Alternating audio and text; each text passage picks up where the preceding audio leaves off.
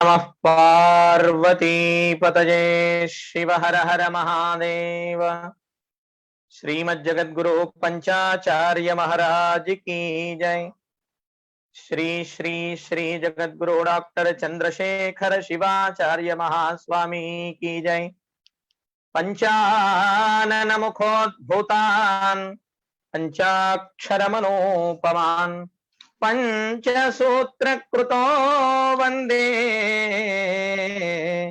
पंचाचार्यान् जगद्गुरून्।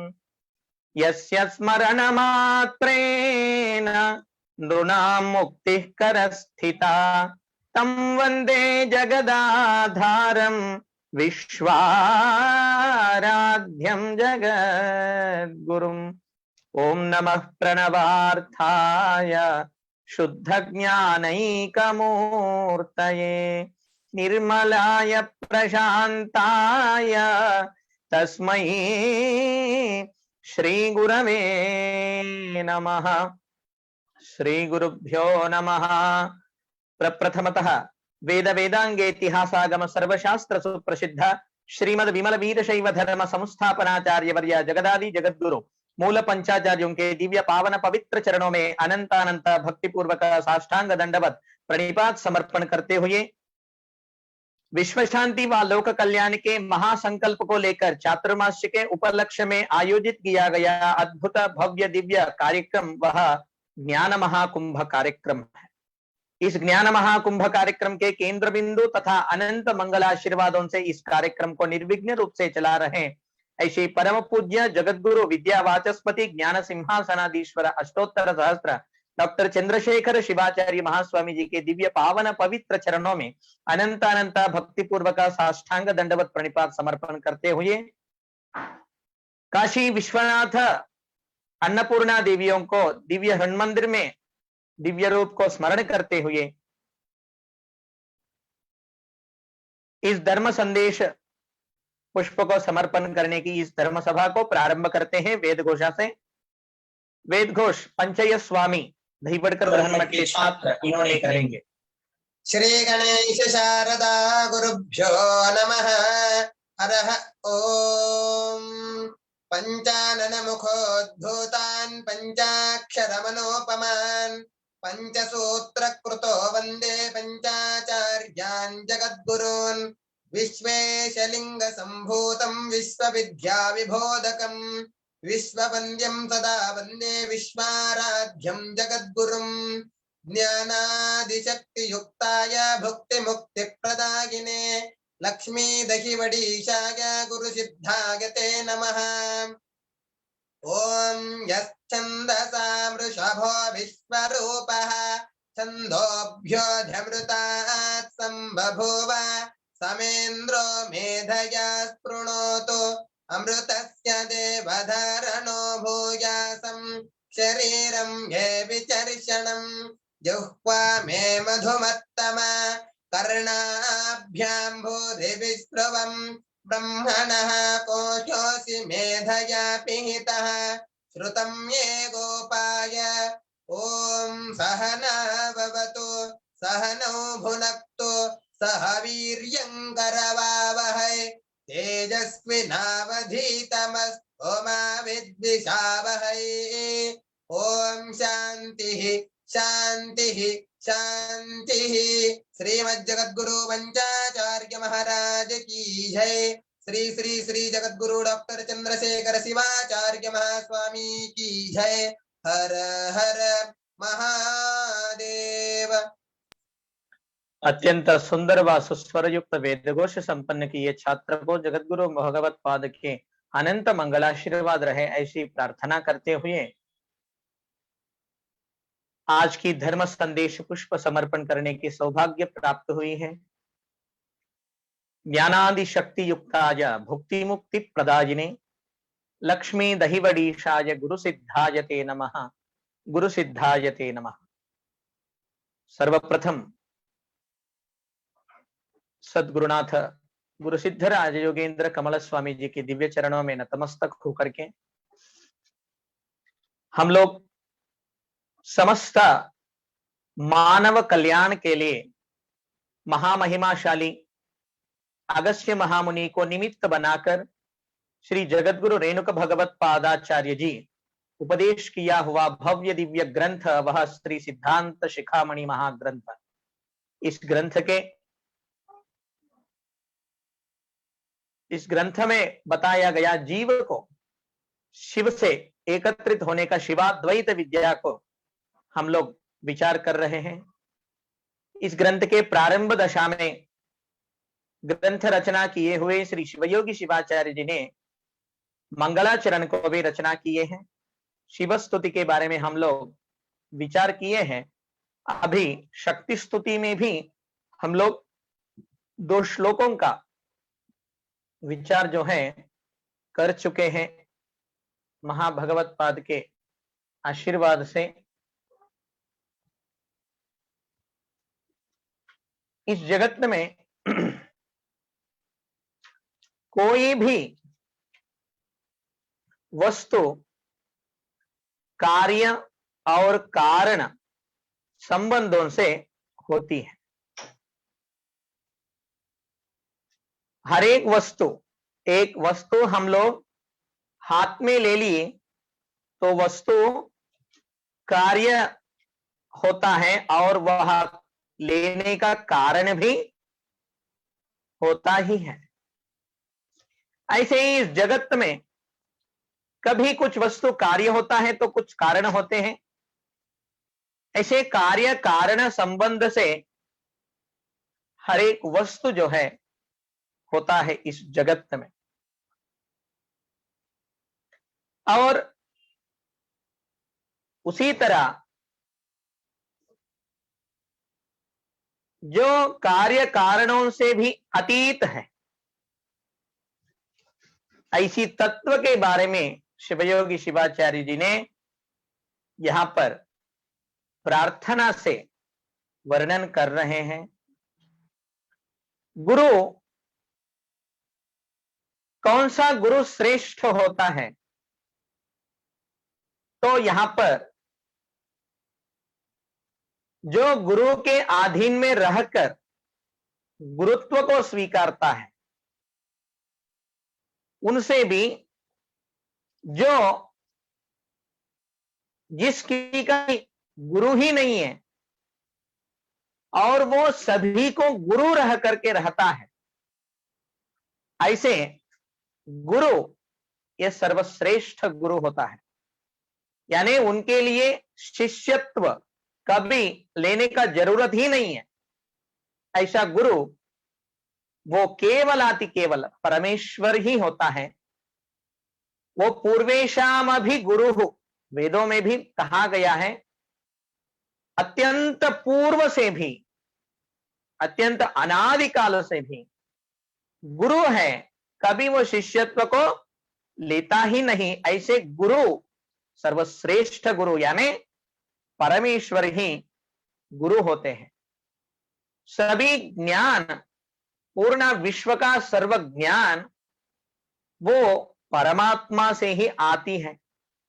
इसलिए उन्हें स पूर्वेशाम अपि गुरु ऐसे वेद शास्त्रों में भी उल्लेख किया गया है। और इसलिए वे सभी ज्ञानों का कारण बनता है। और व्याकरण शास्त्र में भी, व्याकरण शास्त्र के रचयिता जो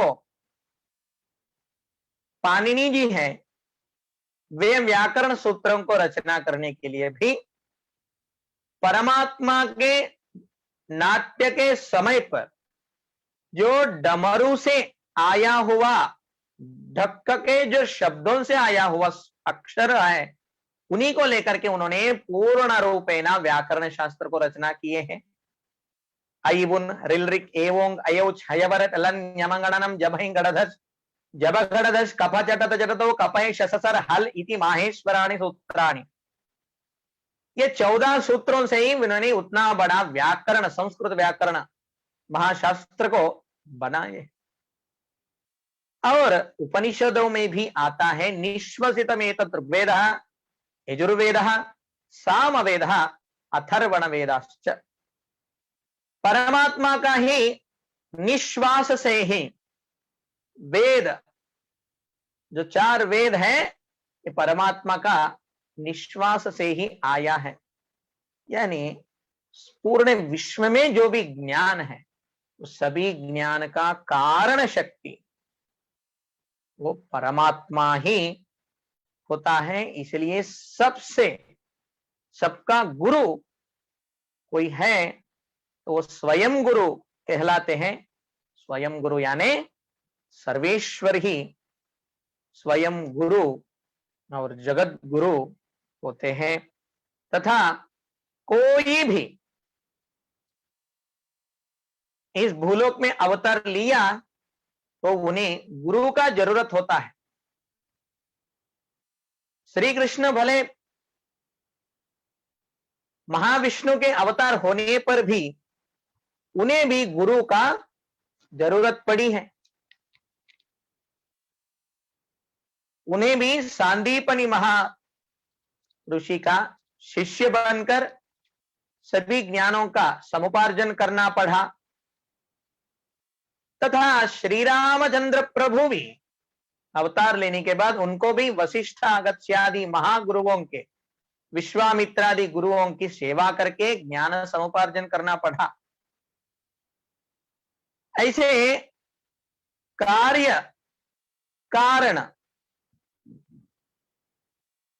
एक जगत कल्याण का कार्य जो है अवतार पुरुषों को करना है तो उसके कारण गुरु हो जाते हैं। वैसे सभी कार्य कारणों के से भी अतीत स्वयं गुरु कभी शिष्यत्व को प्राप्त न करते हुए सदैव विश्व के सभी ज्ञान के मूल जो होता है वह परमात्मा स्वयं गुरु होता है।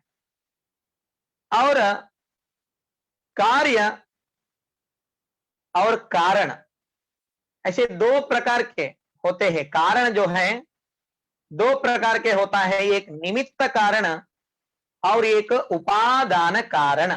कोई भी कार्य घड़े तो कार्य के पीछे कारण होना अत्यंत अनिवार्य होता है। कोई किसी के ऊपर क्रोधित हो गया, एक कार्य बन गया। क्रोधित होने का कारण, कारण के बिना कार्य नहीं होता है। वो उनके मन की अनुकूल वर्तन नहीं किया तब इनका मन में क्रोध जो है उत्पन्न हो गया और वो क्रोध व्यक्त कर दिया उस व्यक्ति के ऊपर। यानी क्रोध भाव प्रकट करने की कारण क्या है, यानी इनके मन की अनुकूल से वह व्यक्ति वर्तन नहीं किया, ये कारण बन गया।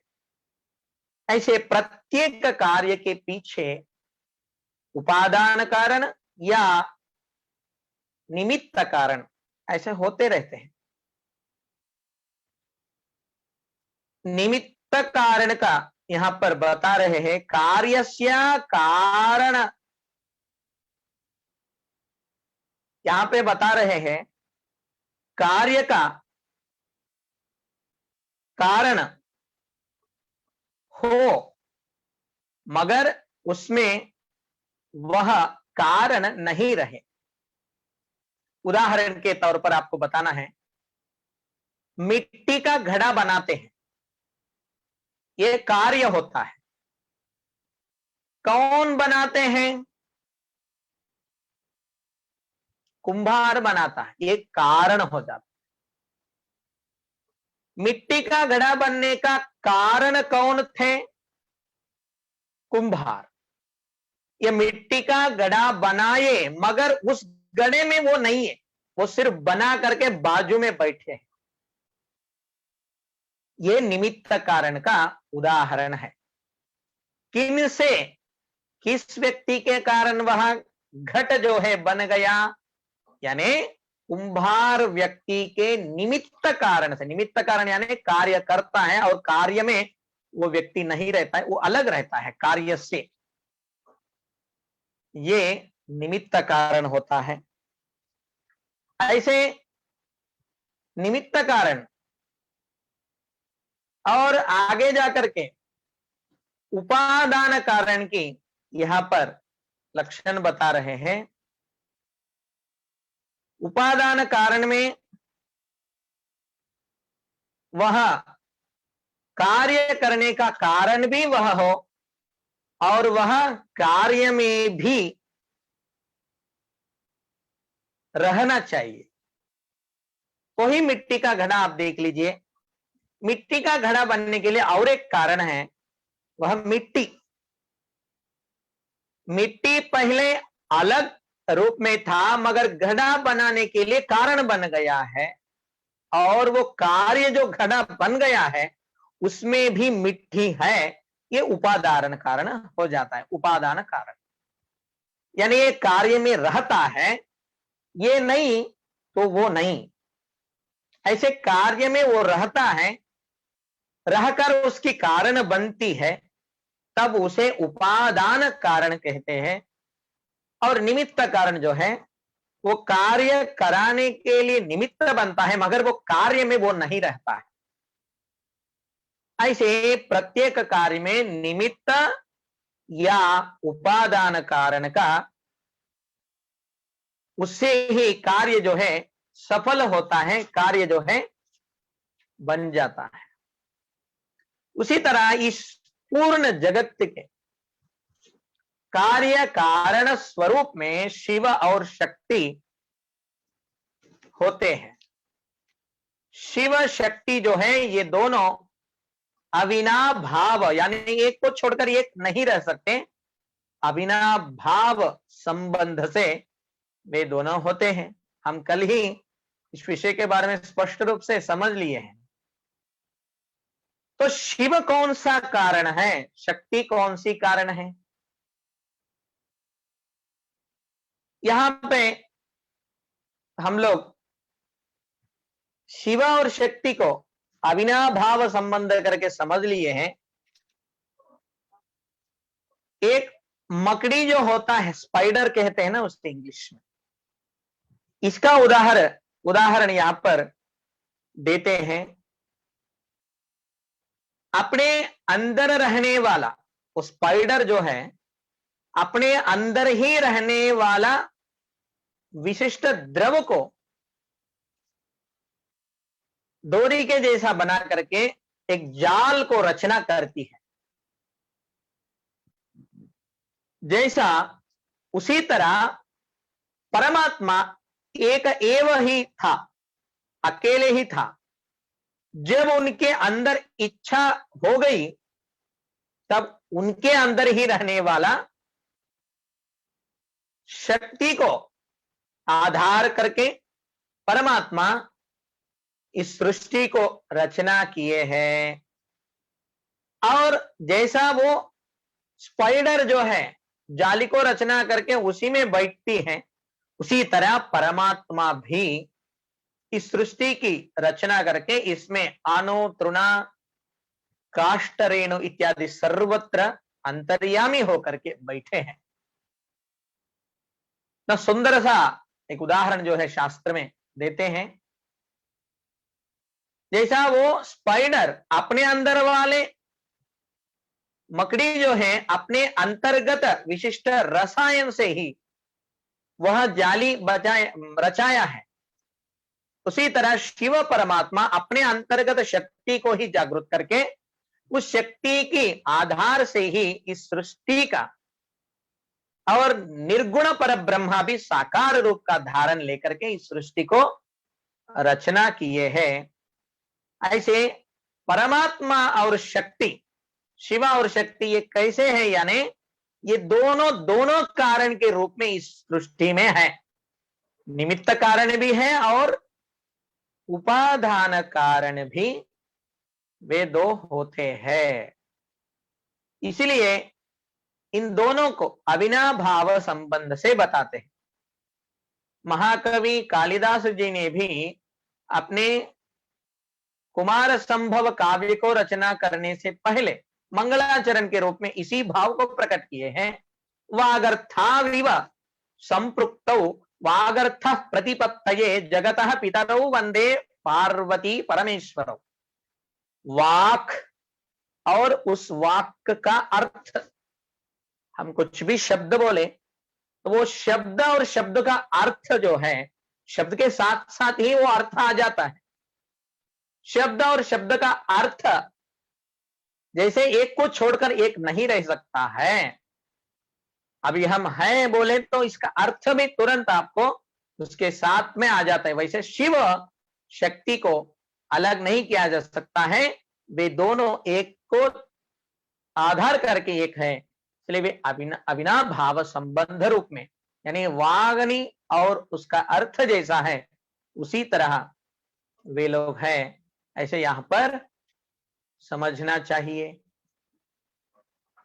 और आगे जाकर के शिवयोगी शिवाचार्य जी ने हम लोग कल की एक श्लोक को विवरण किए हैं। यामाहुः सर्वलोकानां प्रकृतिं शास्त्रपारगाः तां धर्मचारिणीं शंभोः प्रणमामि परां शिवाम्। यया महेश्वरः शंभुर्नाम रूपादि संयुतः। जो महा ईश्वर है, निर्गुण है, निराकार है, उस ईश्वर को भी साकार नामांतरण होने के लिए कारणीभूत बनी ऐसा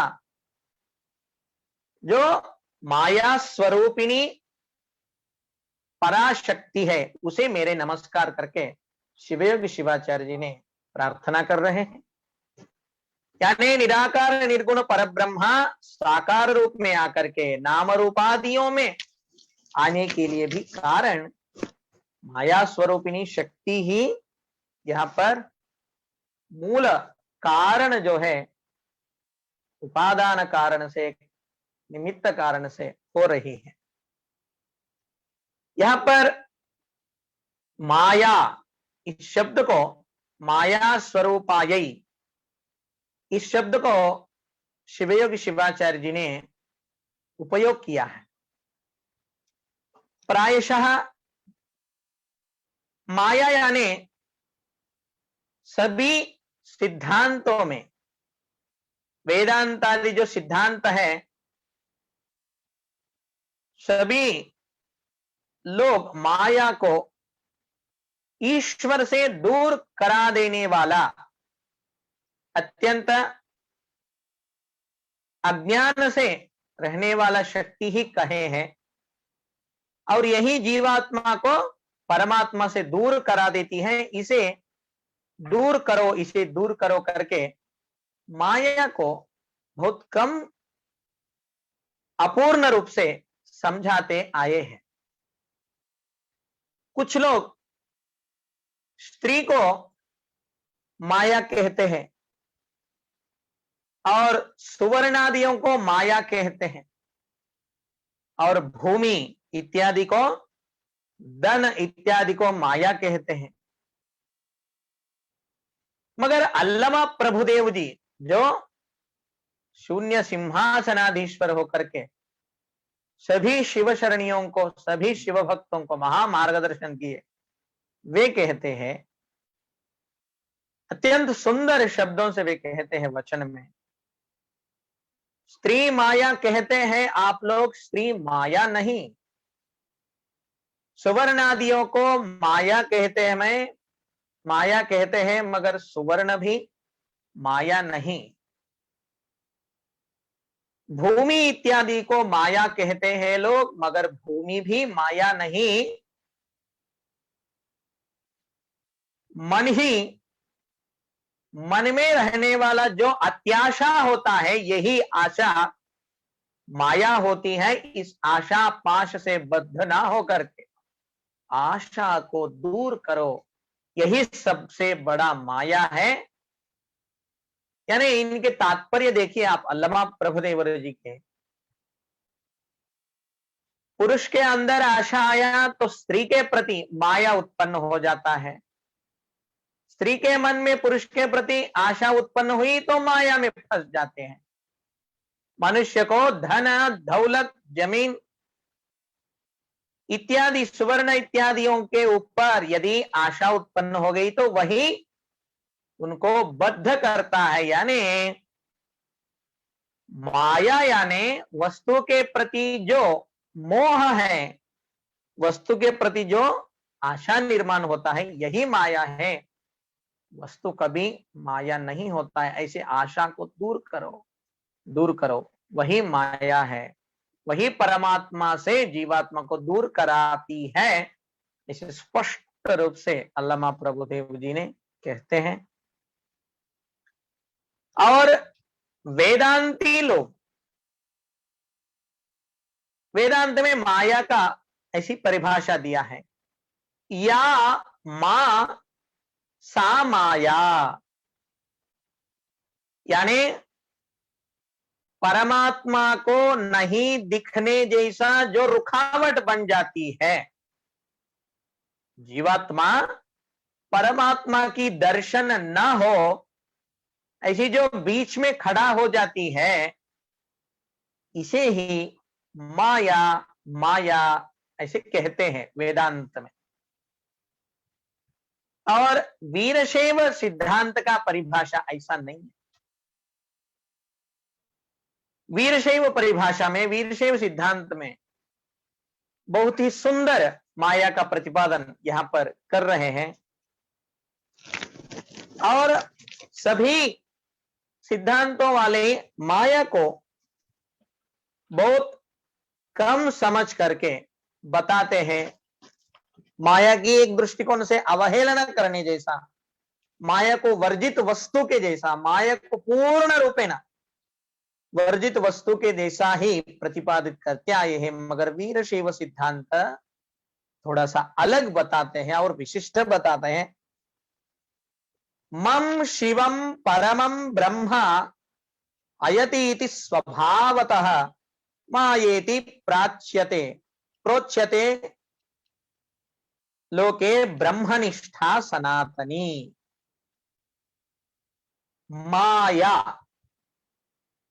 ये दोनों अक्षरों में म को ह्रस्व बनाकर उसके अंतर्गत जो आ है, म धन अया, मां के जो मात्रा है उसे अलग करें और मां ह्रस्व वाला मो और अया ऐसे दोनों अलग अलग किया। तो यहां पर बताते हैं म यानी शिव। वीरशैव परिभाषा में माया परमात्मा को दर्शन कराने वाला सहायक बनती है, ऐसे यहां पर बता रहे हैं। म यानी शिव और अया यानी एकत्र कराने वाला शक्ति, एकत्र कराने वाला शक्ति। शिव को जीवात्मा प्राप्त करने के लिए अत्यंत सहायक वस्तु, अत्यंत विशिष्ट रूप से एकत्र कराने की जो शक्ति है, उसे ही वीरशैव परिभाषा में माया कहते हैं। अन्य शास्त्रों में, अन्य सिद्धांतों में परमात्मा से दूर कराने वाले करके उस माया को वर्जित करके दूर दूर रखते हुए जाते हैं। मगर वीरशैव सिद्धांत परमात्मा से जीवात्मा एक होने की मूल कारण ही माया है। माया के अनुग्रह से ही जीवात्मा जो है परमात्मा से एकत्र हो सकता है, ऐसी सिद्धांत जो है वीरशैव सिद्धांत में बताया गया है। और इस प्रपंच में रहने वाले हर एक शास्त्र और वेदांती लोग माया को तुच्छ ही वर्णन करते हुए आए हैं। और जगतगुरु शंकराचार्य जी ने भी माया को सुदूर रखना ही चाहिए और माया जो है परमात्मा से वर्जित कराती है, ऐसे ही वे भी बताते हुए जीवन में आचरण करते थे। इसके लिए एक संघटना भी यहाँ पर बहुत सुप्रसिद्ध है। काशी में गंगा स्नान करके शंकराचार्य जी हर दिन विश्वनाथ के दर्शन करने के लिए जाते थे। माया स्वरूपिणी जो अन्नपूर्णा है, उस अन्नपूर्णा के सामने से ही विश्वनाथ का दर्शन को जाना पड़ता है। जो लोग काशी यात्रा करके आए हैं उन लोगों को समझ में आएगा। और ऐसे वक्त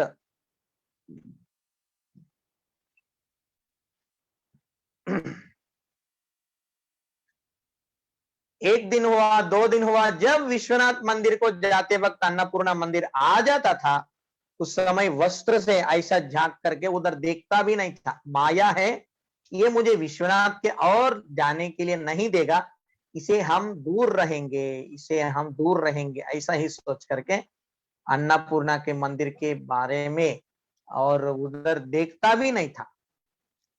तब मां अन्नपूर्णा 1 दिन देखा, 2 दिन देखा, 3 दिन देखा, 4 दिन देखा, 5 दिन देखा, एक बार भी इधर मोड़ के भी नहीं देख रहा है। तो इनके अंदर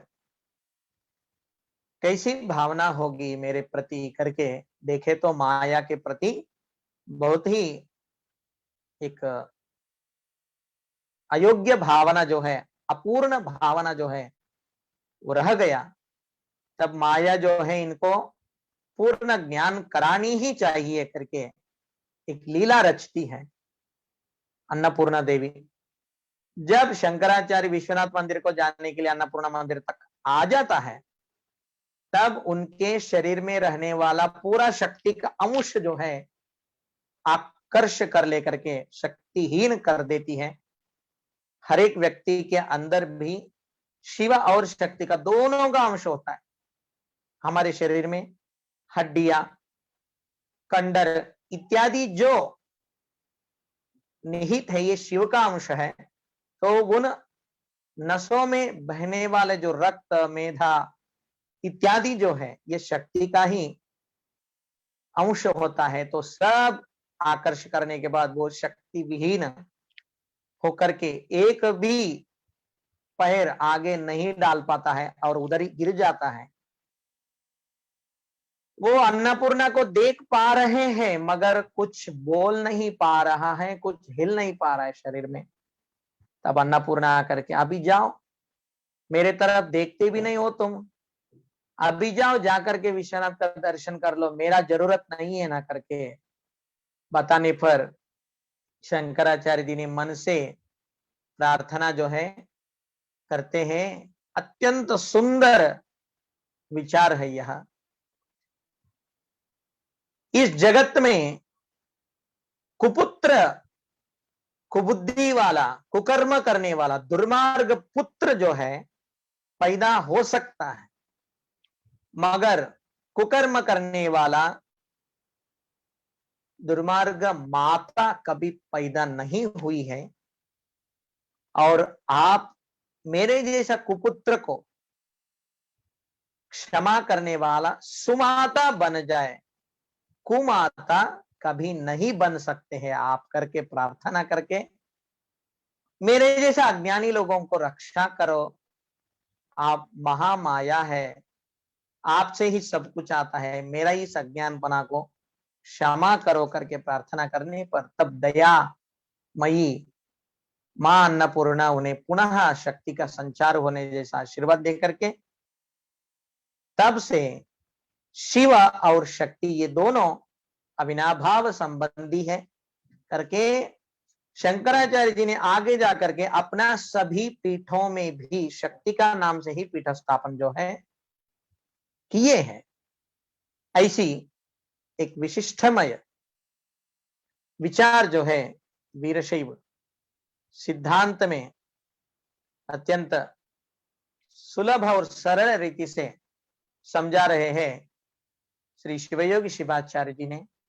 आगे क्या श्लोक में वे बताते हैं, शिवाद्यादि समुत्पन्ना शान्त्यतीत परोत्तराम मातरम ताम समस्तानाम वंदे शिवकरीं शिवाम। वीरशैव सिद्धांत में 6 स्थल, ऐसे 6 स्थल है। स्थल का मूल स्वरूप परमात्मा ही है और वो स्थल 2 प्रकार के हो जाते हैं। जब स्थल 2 प्रकार के हो जाते हैं तो शक्ति यानी स्थल शिव ही है, तो शिव की जो अविनाभाव संबंध शक्ति है ये भी 2 प्रकार के हो जाता है। स्थल, अंग और लिंग ऐसे दोनों भेद रूपों से हो जाता है। स्थल अंगस्थल होकर और लिंगस्थल नाम से भी दो प्रकार के बन जाते हैं। तब शक्ति भी दो प्रकार के हो जाती है। अंगस्थल जो है ये फिर 6 भागों में 6 प्रकार के रूपांतरण हो जाता है। लिंगस्थल जो है ये 6 प्रकार के रूपांतरण हो जाते हैं। अंगस्थल जो 6 है उसका नाम है भक्ता, माहेशा, प्रसादी, प्राणलिंगी, शरण और ऐक्य। इन 6 अंग स्थलों के बाद जो 6 लिंग स्थल आते हैं वे हैं आचार लिंग, गुरुलिंग, शिवलिंग, जंगम लिंग, प्रसादी लिंग, महालिंग। ऐसे 6 प्रकार के लिंग स्थल भी हो जाते।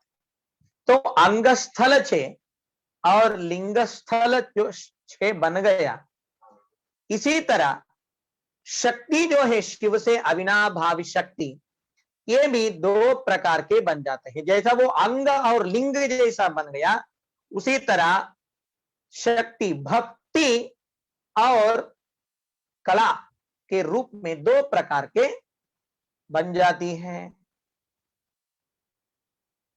अंग के अविनाभाव रूपी शक्ति भक्ति नाम से बन जाती है। श्रद्धा भक्ति, वे भी 6 प्रकार के, निष्ठा भक्ति, अवधान भक्ति, अनुभव भक्ति, आनंद भक्ति, समरस भक्ति। और लिंगाश्रित कला, लिंग जो बन गया है, ऐसे लिंगाश्रित की जो शक्ति है ये कला के नाम से 6 प्रकार के कला के अंतर हो जाती। निवृत्ति कला, प्रतिष्ठा कला, विद्या कला, शांति कला, शांत्यतीता कला, शांत्यतीतोत्तरा कला। ऐसी जो शांत्यतीतोत्तरा, ये जो शांत्यतीतोत्तरा कला है ये प्रप्रथमतः शिव परमात्मा से ये कला के रूप में प्रप्रथमतः शक्ति का आविर्भाव जो है होता है। ऐसी जो शांति, वही नहीं शांत्यतीता, उससे भी नहीं, शांति के अतीत के भी उत्तर जो है, ये मां शक्ति का मूल प्रकट आविर्भाव है प्रथम कला के रूप में।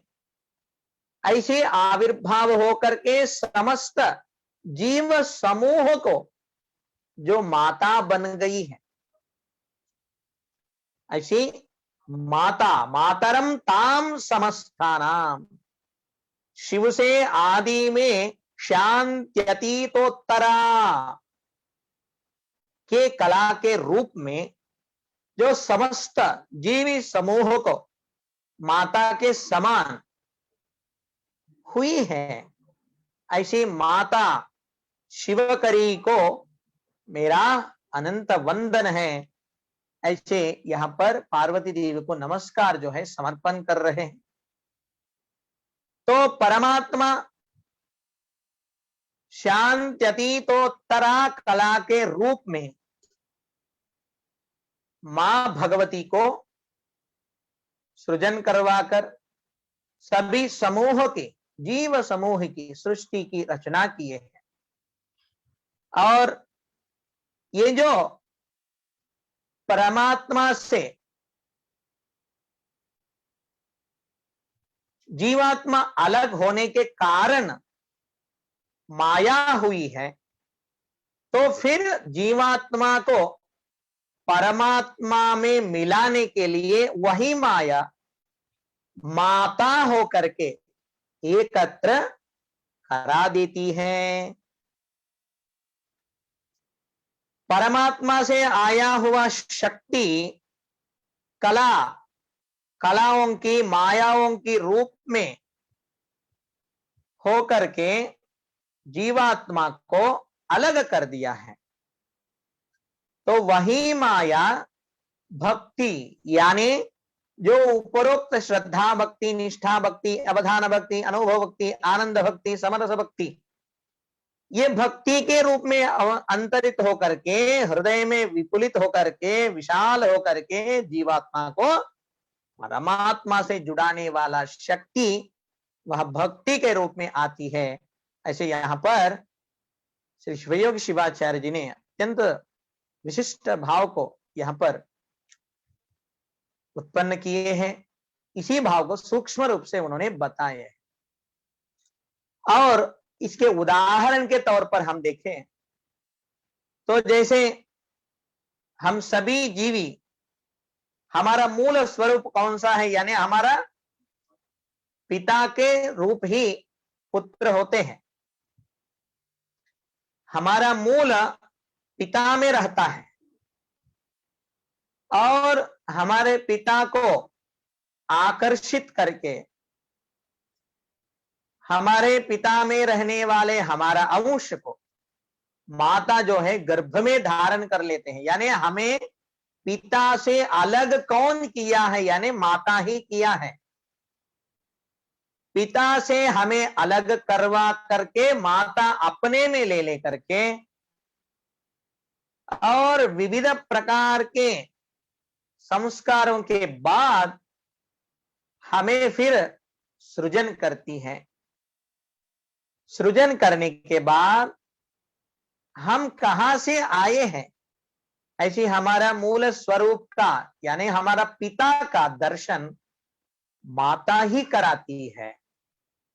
माता हमारे पिता को दर्शन कराती है, उनका नाम को बताती है, यही तुम्हारा पिताजी है करके बताती है। तभी हमारा पिता का दर्शन जो है, पिता यही हमारा है करके सत्य जो है हमें समझ में आता है।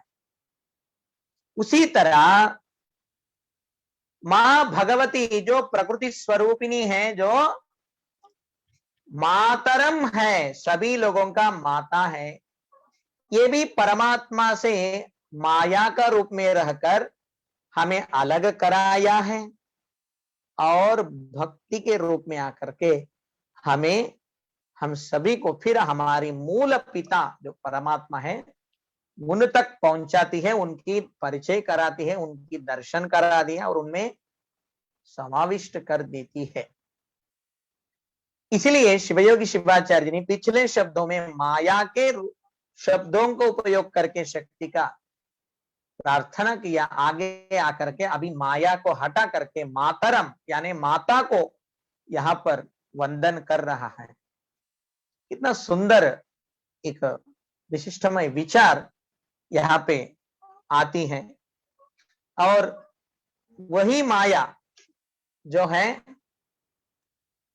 आगे जाकर के इस सृष्टि में रहने वाले सभी जीवियों की मूल कारण शक्ति बनती है। अगले श्लोक में बताते हैं, इच्छा ज्ञानादि रूपेण या शंभोर विश्व भाविनी वंदेताम परमानंदा प्रबोध लहरीम शिवा।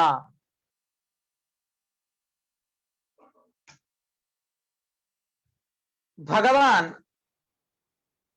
परमात्मा सृष्टि का रचना करने के लिए जब संकल्प कर लिया है, तब उनके हृदय में इच्छा की रूप में शक्ति सृजन हो गई है और ज्ञान रूप में वर्धन हो गई है और क्रिया शक्ति से रूपांतर होकर के इस पूरा विश्व को सृजन करने की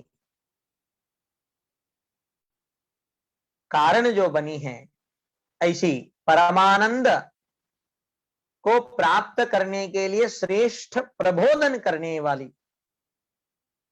और श्रेष्ठ प्रबोधन की प्रवाह रूप में रहने वाली जो शिव का ही अविनाभाव संबंधी शिवा है, ऐसी माँ भगवती को मेरा अनंत नमस्कार करके श्री शिवयोगी शिवाचार्य ने यहाँ पर कर रहे हैं। देखिए, परमात्मा जब सृष्टि करना चाहते हैं तब उनको सृष्टि कार्य करने के लिए इच्छा, ज्ञान, क्रिया शक्तियों के रूप में मूल प्रकृति ही मां भगवती ही उनकी इस विश्व कार्य की कारण बनकर उनसे इस कार्य को पूर्ण कराने की बनाई है। ऐसी जो शिव के परम ज्ञान को संपादन करके व्यक्ति परमानंद को प्राप्त करने के लिए ऐसी श्रेष्ठ सुविद्या को बताने वाले जो मूल शक्ति है, ऐसी शिवा को मेरा अनंत नमस्कार करके यहाँ पर बता रहे हैं। और आगे जाकर के अमृतार्थम प्रपन्नानाम या सुविद्या प्रदायिनी अहर्निशा महम वंदे तामीशान मनोरमाम। यह अंतिम का शक्ति स्तुति का श्लोक है। अमृतार्थम प्रपन्नानाम यानी जो अमृतत्व सिद्धि को यानी मरण राहित्य स्थिति को प्राप्त करने के लिए शरणागत होने वाले जो भक्तगण हैं,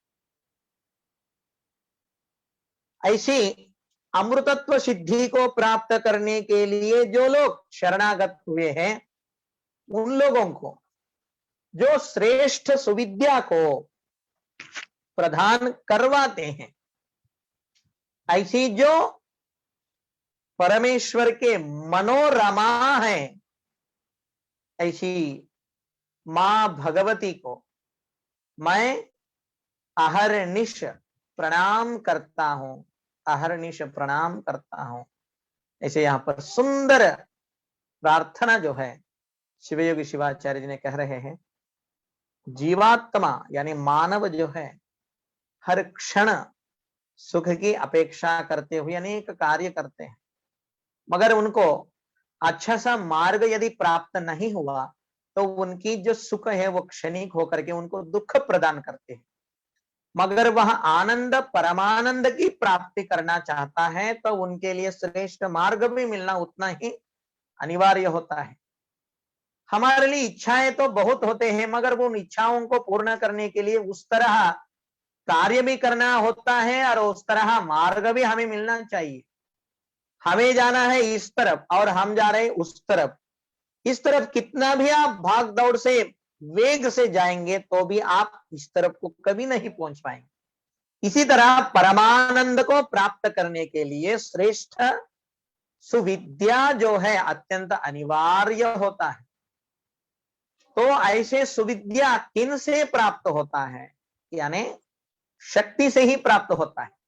शक्ति के बिना व्यक्ति अमृतत्व को यानी मरण राहित्य स्थिति को यानी आत्मज्ञान को यानी शिव ज्ञान को प्राप्त कर ही नहीं सकता। ऐसे शिव ज्ञान को, अमृतत्व सिद्धि को, मरण राहित्य स्थिति को, शाश्वत शिव सायुज्य को प्राप्त कराने वाला सुविद्या श्रेष्ठ मार्गदर्शन करने वाला कोई है तो वह महाशक्ति मूल प्रकृति स्वरूपिणी मां भगवती है। इसीलिए ऐसी मां भगवती को मैं सुबह और रात यानी अहर्निश यानी सूर्य रहते वक्त भी और चंद्र रहते वक्त भी मैं हमेशा हमेशा उनकी स्तुति करता हूं, उनकी प्रार्थना करता हूं करके ऐसे उत्तम तत्वों को विवरण करते हुए श्री शिवयोगी शिवाचार्य जी ने अत्यंत सुंदर मां भगवती का और शिव भगवान का स्तुति जो है यहां पर किए हैं। कवि है, संस्कृत पारंगत विद्वान है और महान शिव ज्ञाता है और सभी आगम शास्त्रों का अध्ययन करके पारंगत पांडित्य को प्राप्त कर लिए, ऐसी शिवयोगी शिवाचार्य जी की इस प्रार्थना को हर रोज हम लोग भी प्रार्थना करेंगे तो निश्चित तौर पर शिव ज्ञान अमृतत्व सिद्धि जो है हम सभी को भी प्राप्त होगा ही। तथा स्तुति प्रार्थना करने वाले सब लोग मन में एक विचार को स्पष्ट कर लेना चाहिए। ऐसे श्रेष्ठ संस्कृत विद्वान लोग वे ही स्तुति अच्छा से कर पाते हैं, वे ही प्रार्थना अच्छा से कर पाते हैं। परमात्मा को संस्कृत भाषा में ही कहें और ऐसे व्याकरण इत्यादियों का अध्ययन करके ही करें, ऐसी प्रार्थना ही उनको समझ में आती है। ऐसी भावना रख करके सब लोग दुखी होने का जरूरत नहीं है। भगवान के स्तुति करने वाले यह बात हमेशा याद रखें, परमात्मा आपके श्रद्धा को वे देख करके, आपके भक्ति को वे देख करके प्रसन्न होते हैं, आपका शब्दों को नहीं। परमात्मा को शब्दों से भी ज्यादा मतलब है श्रद्धा की और भक्ति की। बहुत सामग्री का आवश्यकता नहीं है, आपके मन में परमात्मा के प्रति निस्वार्थ भावना, निस्वार्थ प्रेम, अत्यंत विशिष्टमय श्रद्धा उनके प्रति रहकर आप अपनी भाषा में उनकी स्तुति किए, अपनी मन चाहे भाषा में उनकी प्रार्थना किए तो भी परमात्मा जो है प्रसन्न होता ही है। और आप लोगों की उदाहरण के लिए भक्त कन्नप्पा, भक्त कन्नप्पा तो किसी गुरु के पास जाकर के सीखा नहीं है, वेद शास्त्र में बताया गया आचरणों को आचरण करते हुए वे पूजा पाठ नहीं किया। उन्हें जो पता है वही ज्ञान से उन्होंने परिपूर्ण श्रद्धा की बल से, निस्वार्थ प्रेम से कालहस्तीश्वर को उन्होंने अपना सेवा समर्पण किया है।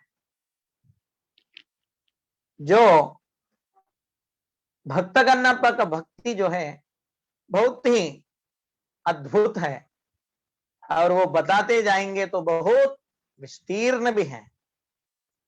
और चामरस जी ने भी एक बहुत उत्कृष्ट वचन को यहाँ पर बताते हैं। जो मूर्तियां होते हैं देवों के मंदिरों में, जो मूर्तियां होते हैं वो किस धातु के होते हैं? कुछ पत्थर के होते हैं मूर्तियां, कुछ पंच धातुओं से निर्माण किया हुआ होते हैं, कुछ चांदी से, कुछ तांबा से।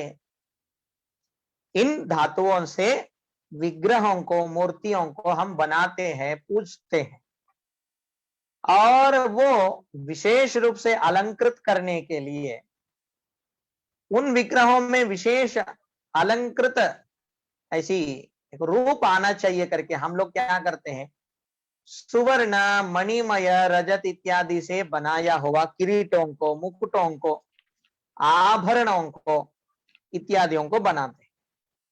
वे सोने के बनाया हुआ रहते हैं, बहुत चमक चमक रहते हैं। हम लोग भी हमारे में चमक आने के लिए वही धारण करते हैं और वही देवों को भी धारण करते हैं। तो तब वह पत्थर से बनाया हुआ इत्यादि धातुओं से बनाया हुआ वह मूर्ति जो है विशेष अलंकृत हो जाता है। तो सुवर्णमय आभरण धारण करने के बाद इन मूर्तियों को चमक आ जाती है। मगर स्पर्शवेदी मणि करके एक शास्त्र में बताया गया है, उस स्पर्शवेदी मणि का एक आश्चर्यचकित विशिष्टता ऐसा है, आप लोहे को उस स्पर्शमणि से स्पर्श कराया तो लोहा जो है लोहा के जैसा नहीं रहते हुए वो सोना बन जाता है। ऐसा एक विशिष्ट मणि जो है रहती है। इस स्पर्श मणि लोहा को स्पर्श कर दिया तो लोहा सुवर्ण बन जाता है।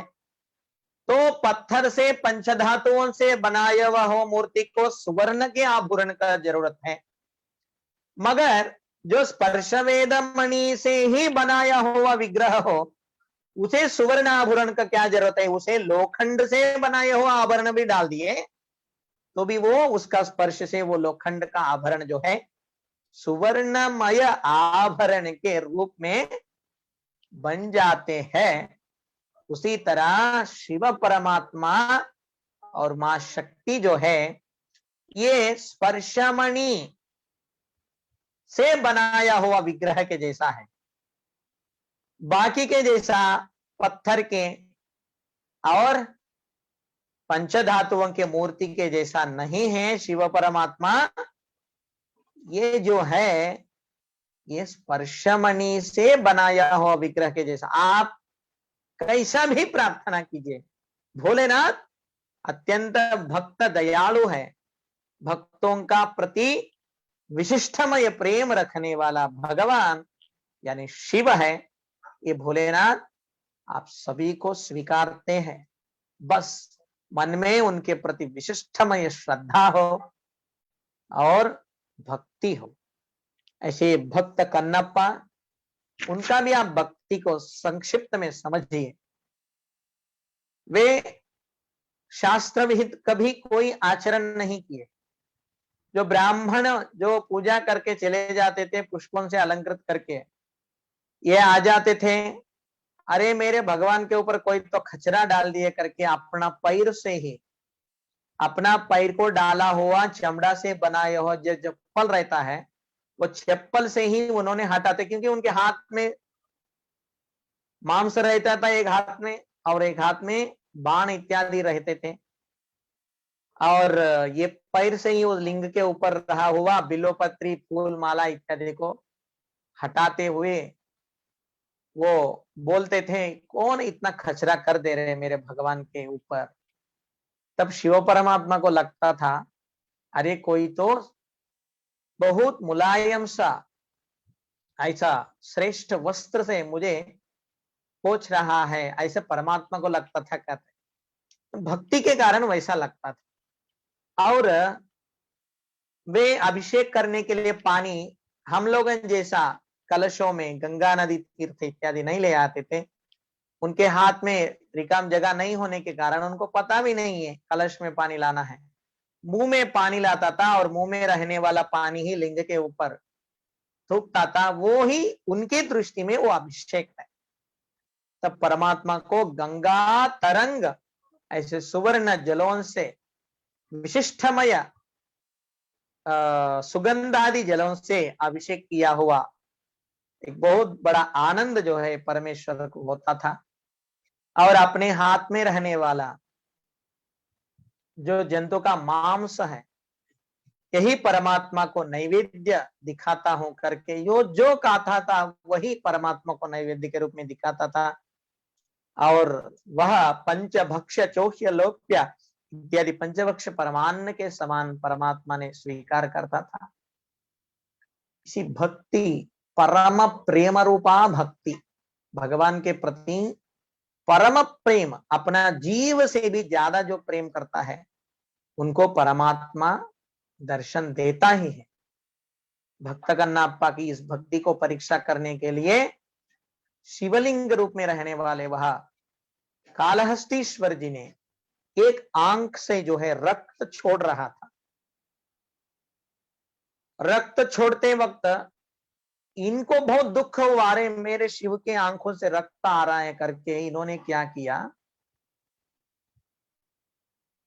उन आंख को धारा प्रवाह से आया हुआ रक्त को रुकाने के लिए अपना एक आंख जो है निकालकर उस आंख के जगह रख दिया। तब वो रक्त जो है रुक गए, बहुत खुश हो गए। एक क्षण में विलंब नहीं करते हो, अपना आंख को निकाल के उस शिवलिंग को रख दिया। और इनकी पराकाष्ठ परीक्षा करना ही चाहिए करके परमात्मा दूसरा आंख से भी रक्त जो है धारा प्रवाह से निकाल रहा था। तब ये आंख भी निकालेंगे तो वो कहाँ रक्त प्रवाह आ रही पता नहीं चलेगा करके अपना पैर का अंगूठा से जिस नेत्र से रक्त प्रवाह हो रहा था वहां इनका पैर से वो दबाकर रक्त प्रवाह को रुकाता है। बाद में अपना दूसरा नेत्र को भी निकालकर उस शिवलिंग की दूसरी नेत्र में रख देता है। तब दोनों नेत्र भी रक्त स्राव बंद हो जाता है। बंद होने के बाद परमात्मा जो है इनकी पराकाष्ठ भक्ति को देखिए, भक्त का नपा मेरा घर चाहिए, मेरे पत्नी चाहिए, मेरे संतान चाहिए, मुझे जॉब चाहिए, मुझे पैसा चाहिए, कोई भी स्वार्थ नहीं रखते हुए केवल परमात्मा को आनंद में रखने के लिए मुझसे जितना होता है उतना मैं समर्पण करूंगा। समर्पण भावना जो है परिपक्व हो गया और अवर्णनीय ऐसा श्रेष्ठ श्रद्धा भक्ति उनके अंदर आ गया। तब वो मैं अलग नहीं हूं ऐसा समरस भक्ति उनके अंदर आ गया। उनके नेत्रों में रक्त आ रहा है तो मेरा नेत्र का रक्त ही आ रहा है ऐसा समझ करके उन्होंने अपना ही जैसा समझ करके शिवलिंग को दोनों नेत्र समर्पण करने की ये जो श्रेष्ठ भक्ति था ये कालहस्तीश्वर को बहुत अच्छा लगा।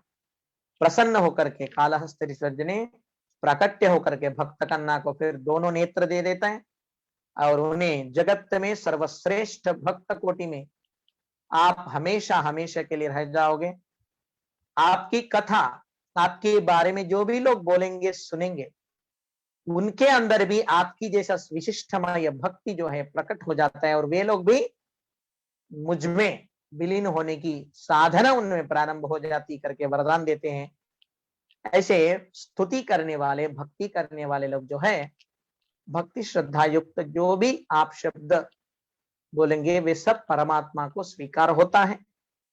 ऐसी सिद्धांत शिखामणि के प्रथम में शक्ति स्तुति और शिव स्तुति के प्रार्थनाओं से शिवयोगी शिवाचार्य जी ने मंगलाचरण को समर्पण करते हैं।